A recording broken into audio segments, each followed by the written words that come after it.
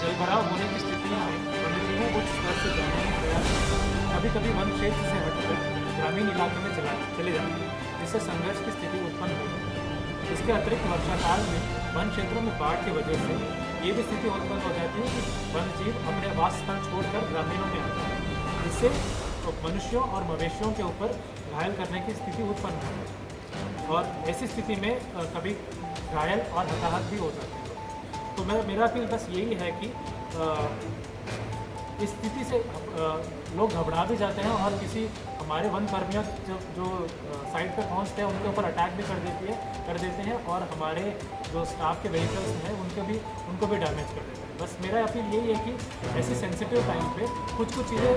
लोगों से मैं अपील करता हूँ कि अगर ये फॉलो कर लेंगे तो ऐसी स्थितियाँ कम हो सकती हैं। अगर कोई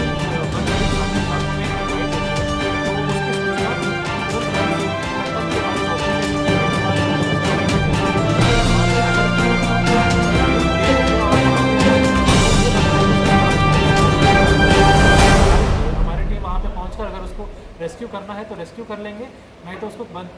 कर। और ये भी है कि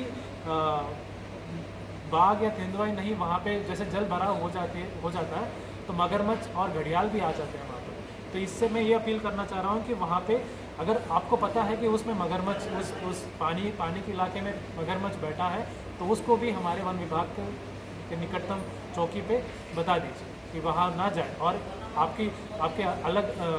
अगल बगल के जगहों पे ये भी बता दीजिए कि वहाँ पे एक मगरमच्छ है, वहाँ पे मत जाया करिए। और ये भी है कि अब तो ये मानसून सीज़न है और इसी में कृषि कार्य भी करने लग जाते लोग, तो ये मैं अपील कृषि कार्य के लोगों से भी ये बताना चाह रहा हूँ कि आप जब जाते हैं तो ये भी देखिए कि वहाँ के मगरमच्छ है या नहीं, और अगर आप जा रहे हैं तो आपके साथ कभी बच्चों को ना ले जाइए उसमें, क्योंकि वो भी देख के हमला करते हैं ना, जो उनको पता है कि अगर हम हमला करेंगे तो हमको कुछ मिल सकता है इसमें से। और ये भी है कि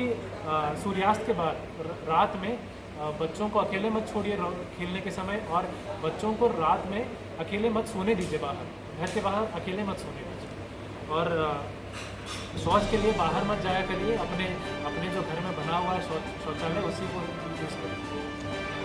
मैं चाह रहा हूँ कि अप्रैल से अब तक हमारे कतर्निया घाट वन्यजीव प्रभाग में कुल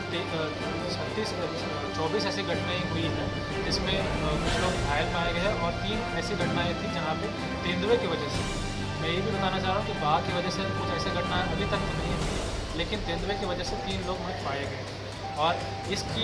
इसको गंभीर हालत में हम देखते हुए हमारी टीम ने 4 अभी तक अप्रैल से लेके आज तक 4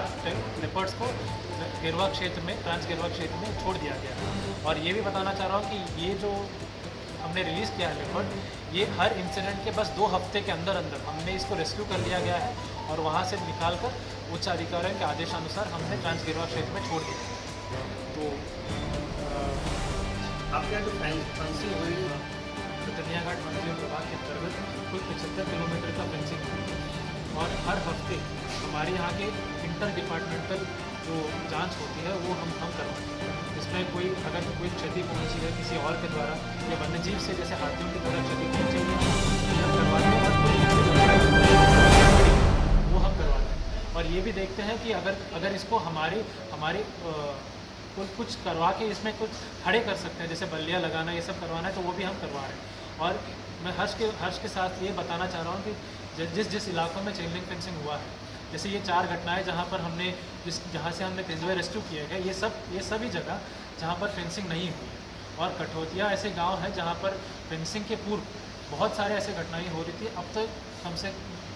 शून्य हो गया। मैं गर्व से बताना चाह रहा हूँ कि ये शून्य हो गया। सुजौली थाना क्षेत्र में भी हाल ही में आबादी में तेंदुआ घायल